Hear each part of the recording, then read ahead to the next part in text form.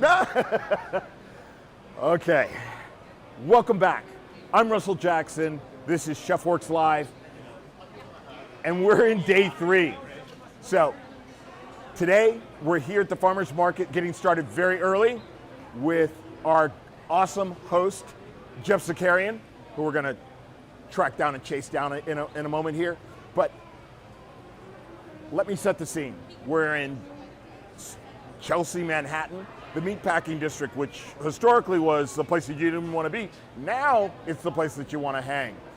Tons of nightclubs, bars, restaurants, and this is the Standards Outdoor Biergarten, which is a lovely open space that we're going to get to hang out.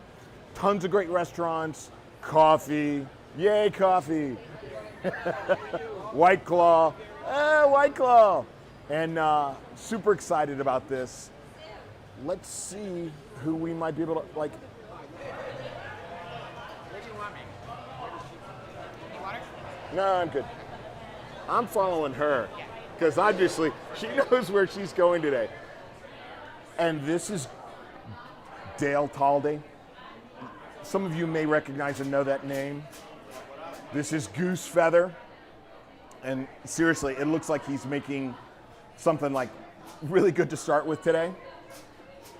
Wait, the best part about all of this is he's making grilled cheese, but like old school, the way you do in college. Dale, how are you? I don't want to stop you. I want you to continue to grill, getting that Maillard reaction going. Yeah, man.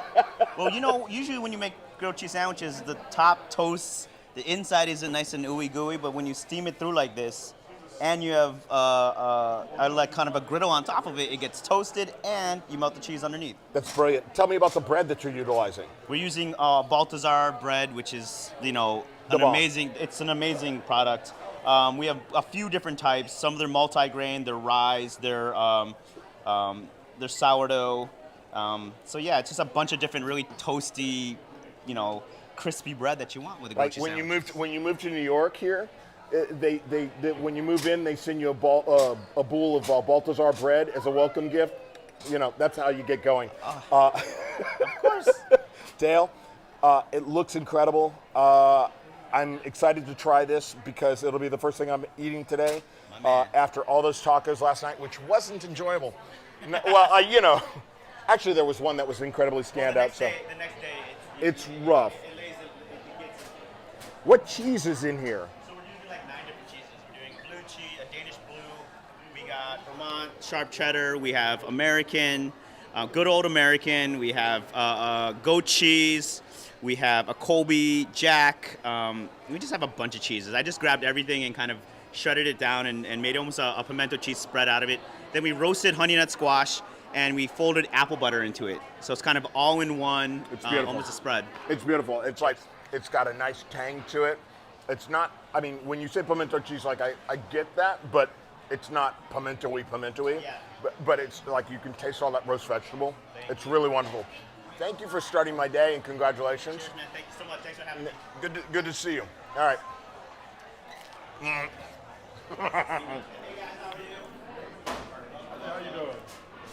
So wait, what I want to understand is how is it that I always end up at the vegetarian table? How are you? Welcome. Hi, Alexander. Nope. Excuse me. That's all right. Sanitary use. Will. Well, I Pleasure to will. meet Russell you. Jackson, very nice to meet you. Plant Nation. I actually, as a New Yorker, I don't know Plant Nation, so you're going to have to explain to me. Yes, so we got a brand new brand. We're very excited to bring it in here at the Manhattan West Project, part of the nice. Citizens culinary market. That's great. But it is a plant focused, as you can tell. We're sourcing from different farmers from around the state, and just trying to give you something really fresh, something easygoing, something simple and fresh. I mean, that's it. You know, it's interesting right now. There is a level of veganism that's changing, and one of the things that I think, again, one of the things that we're going to be the recurring word, and maybe should be the drinking game of the day, is supply chain. So that the fact that, again, this is focused on farmers and the chefs, and that it's important that I think right now we have this great opportunity because there's been such difficulties with proteins and we've all been in lockdown for so long, and everybody, like myself, eating lots of burgers and pizzas and not necessarily the healthiest things for ourselves, and not moving because we've been locked in a small room for 12, 14, 16 months. The fact that we get to eat lots of vegetables is a lot healthier for us. It's going to make us happier, and ultimately it'll build a better habit for people for their long-term sustainability and health. So, certainly. It looks wonderful. I'm going to actually try. Please, yes, I would here. But wow, trying the different textures and flavors here. So you have the beet chips as well as roasted beets on there. You have these candied cardamom pecans that add a little crunch on, balanced out with that mascarpone cheese, a little feta sprinkle on top of there. Wow. So you got sweetness, saltiness, you got crunchy, you got smooth It's mascarpone. delicious. And there's nothing more that I love than a great salad. And this is nice, it's complex. And I think people so much are afraid of beets overall, but as a San Franciscan, I got to tell you, beets are the thing. And there's so many wonderful varietals that are out there. Again, cheers. This is wonderful. And thank you. Amazing. Great to meet you. Yeah, Good enjoy. luck, and I'm excited. I'm excited to go and check out the new space. Pleasure to meet you. Keep going, guys. Take it on. All right.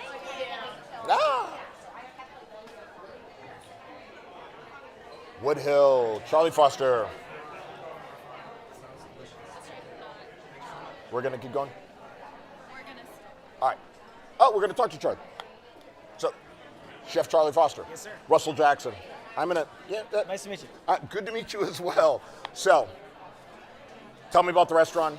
Tell me about what you've made and your insight. Who's the farmer that you're actually working with? Well, we actually own our own farm in Bath, New Hampshire. It's a 260-acre, fully organic working farm. Wow. We raise produce, but mostly we focus on chickens, ducks, lambs, pigs. We raise our own cattle for beef. See, now that's exceptional. Yeah. Now, you again, the word of the day is supply chain, and obviously, clearly, you guys don't have that issue because you're self-sustaining.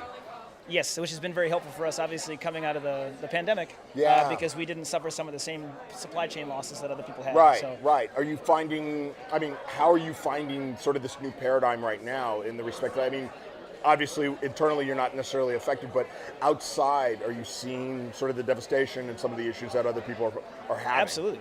There's a lot of products that just cease to exist because of the lack of supply chain. We serve a lot of raw cheeses. Oh, wow. In our restaurants, and we lost 4 different purveyors over the course of the pandemic because they couldn't keep up. They had run very limited inventories of smaller farmers, and they just didn't make it. Right. And grains, flours, all of those really basic supplies. One of the issues that I had, and I think that one of the things that people aren't talking about is we're going to have a turkey shortage coming up.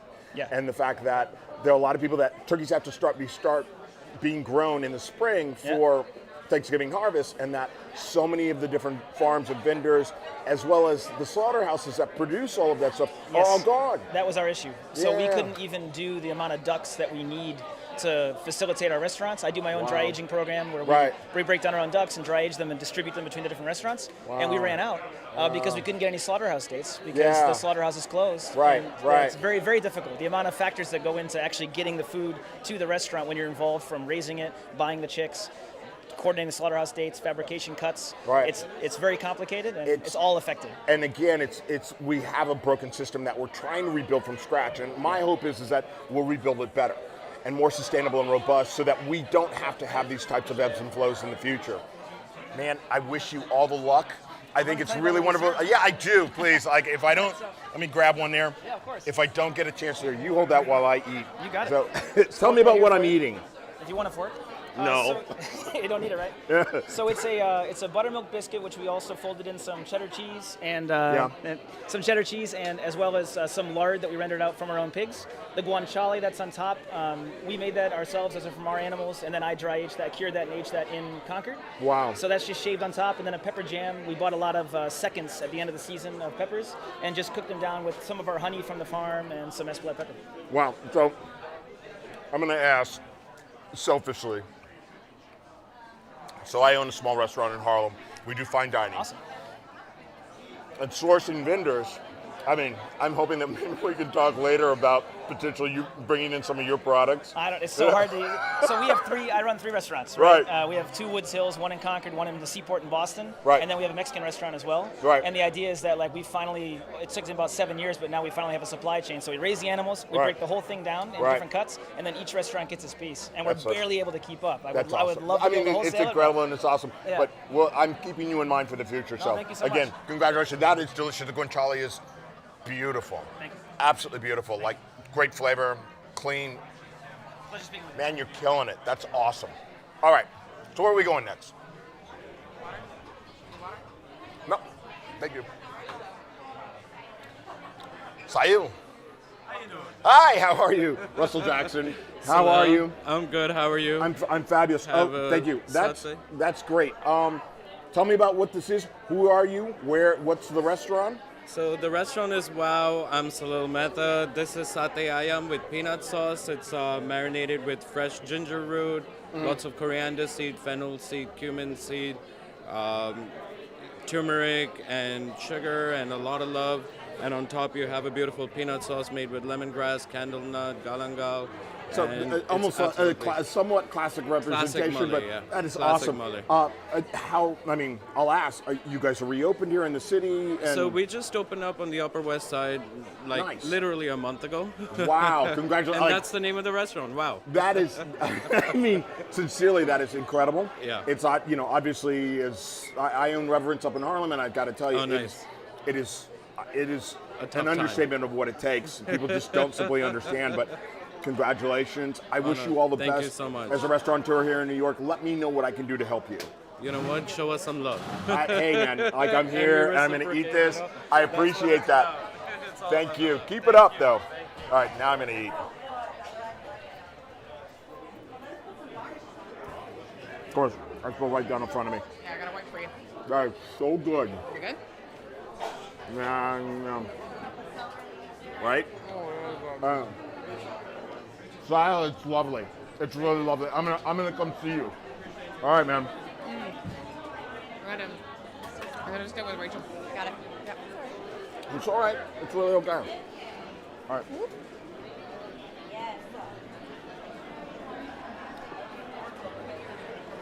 I'm looking for my friend because it's gotten really crowded.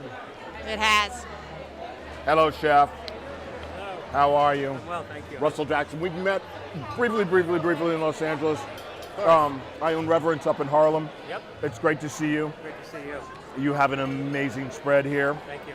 And again, for us, it's really, really awesome to see and have the Real Food Network stars. I mean, it's taken us 2 days to actually find Real Food Network star to be online. So Thank you. Thank you. Tell me what you guys are doing today. Well, we're partnered with Tim Stark from Eckerton Hill Farms, who is the sort of tomato guru. So we've got sort of a late season tomato and duck bolognese sauce with pasta, and he also has this amazing wild arugula that we made a pesto with. So wow, that's what we're serving, and Tim is here with lots of his famous Sun Gold tomatoes and Granada chilies, and so I recognize him from the farmers market, and yeah.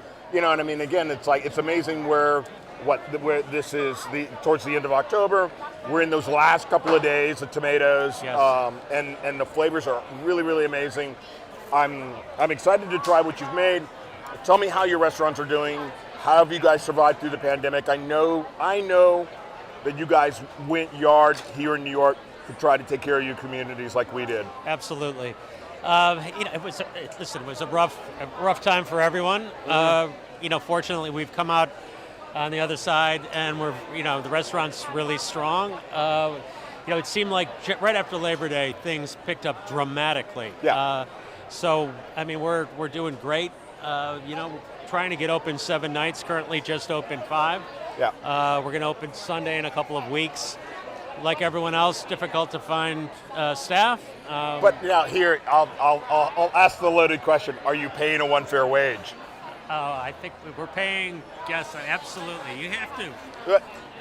It's a change, and I'm speaking as a one fair wage board member. Okay. And we're hoping to make sure that the standards are changing, but it's definitively one of those things. It's like I see where you think about the quality of life of the people that work for you and the longevity of your business and the longevity of your staff. And it is incredibly difficult to find. There's a lot of good talent out there, but it's few and far between. And I think that we had, as David Chang said 10 years ago, we had a systemic issue in how our industry was being allowed to run, to train our people and to make sure that people were set up for success. Yes. Now we get to recapture that, I think. Yeah. So. It's been a lot of change. I mean, the industry has changed dramatically, and for the most part, for the better. Yeah. And if anything, this pandemic has taught us really how to survive and how to run lean and take care of our people and take care of our neighborhood. Yeah. So. Again, it's about community, right? Kind of a silver lining in all of it. Yeah, and quality of life. So, I mean, again, sir. Thank you. Thank you for being who you are and who you are for the city. And, it's setting an example for other restaurateurs to follow. So, thank you. Know that it's a heartfelt. Right. And you got to come up to me in Harlem and let me feed you. I will. Good to see you, man. Good to see you, too. Okay, Thank you, sir. Okay. Where am I going next? I'm coming back to eat, though. No, I'm good.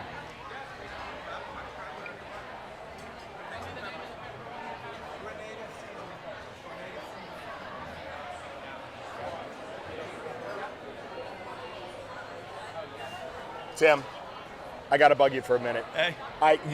For me, it's a huge pleasure to me as a restaurateur and a chef here in the city. Yeah. It's a huge pleasure for me. I see you at the market all the time, but I never get a chance to stop and talk to you. Your work is something of art, and for us as a chef, for people that, especially for us, those of us that do fine dining, it's imperative to have the best quality ingredients. Mm-hmm. So I'm truly grateful for the work that you're doing. Thank you. That makes our job a little bit easier to be able to put something simple and elegant on the plate. So tell me about this year's tomato season. Especially in a summer like this when there's been a shortage of labor and all you have to do is take some tomatoes and chop them up and it makes it a little easier, right? Well, it's like, again, it's that simplicity, and that's what people I think are resonating with right now. Yeah. How has climate change affected you this year? Well, yesterday was 80 degrees. It was October 14th, and it was 80 degrees. So we're still picking. It's like summer out there, and we had to pick till dark last night. That's amazing. And we didn't get everything picked either. It was crazy, So it was like, and we're a little short of labor, and it's I guess I've been growing for 25 years, and right. It seems like the season starts.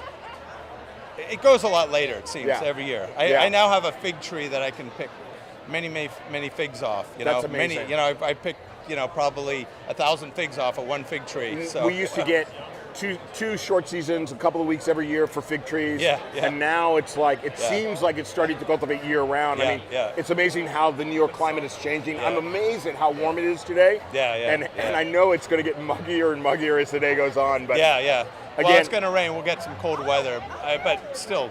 It's supposed to drop off the cliff in the next couple of days. We normally have had a light frost by now, but we haven't. Nowhere near it. Nowhere near it. So and we're not going to have one next week either. So it's amazing. Yeah, it's good for me because it means there's going to be more tomatoes available. Oh, we like it too, but we're tired. We're tired. Have a great winter. Yep, thank you. And I will see you at market later this week. And thank you, sir. And please come back and introduce yourself, because I know I'm always busy in the back of the truck.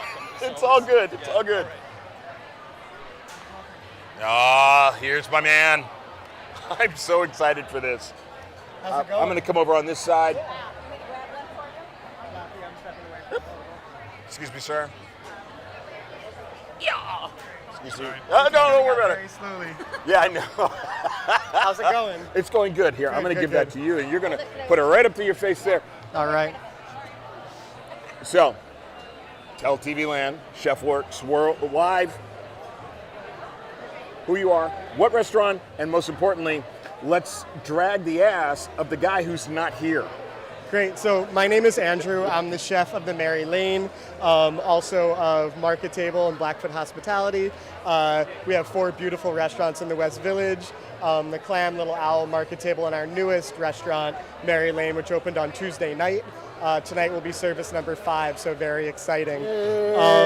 Thank you. Thank you. I mean, again, it's a huge accomplishment right now for any restaurant to open the doors. So I'm like I'm so ecstatic for you guys. I really am. So, and it's, you know, like Manhattan is Premier League, A baseball. Like this is the top of the food chain. Like if you get to stay a week open here, well, you've done amazing things. So. Our goal is a decade plus. There you go. We're in it for the long term. Yeah, 15-year lease. I totally get it. Yeah, So. we're excited. We're ready. It's been a long time in the making. And what we're doing is we're really highlighting the beautiful produce of the Hudson Valley.